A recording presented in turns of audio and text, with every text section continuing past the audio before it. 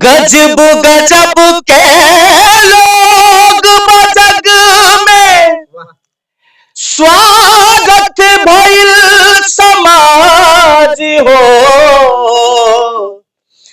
दुख में कहवा केहू संगतिया ई दुनिया में आज हो। हित परित हिताई मिताई जात छोड़ देला।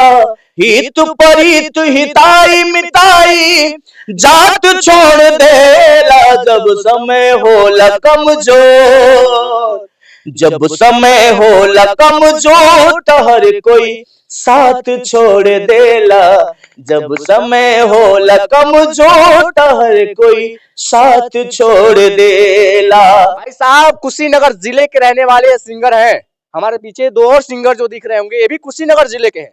अगर आप वीडियो कुशीनगर जिले से देख रहे हैं तो कुशीनगर भाई के लिए जरूर शेयर करिएगा, क्योंकि आप अश्लील गानों को तुरंत शेयर कर देते हैं, कमेंट करते हैं, लेकिन हमारे भाई जो हैं बहुत ही शानदार गाना गाए हैं, कुशीनगर के हैं। तो कुशीनगर से देख रहे हैं तो आप वीडियो को शेयर कीजिए। गजब गजब के लोग बजग में स्वागत भइल समाज हो। दुख में कहवा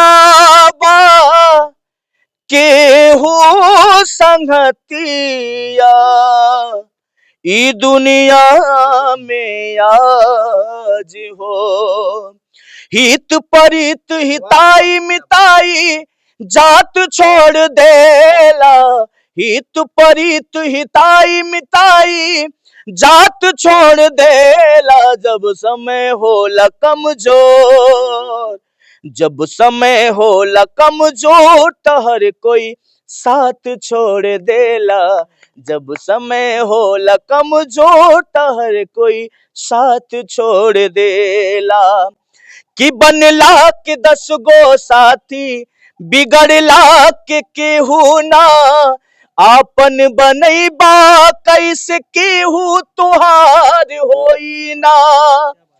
कि बनला के 10 गो साथी बिगड़ला के केहू ना आपन बनैबा कैसे केहू तोहार होई ना। धई के हाथ में हाथ हाथ से हाथ छोड़ देला। धई के हाथ में हाथ हाथ से हाथ छोड़ देला। जब समय होला कमजोर, जब समय होला कमजोर हर कोई साथ छोड़ देला।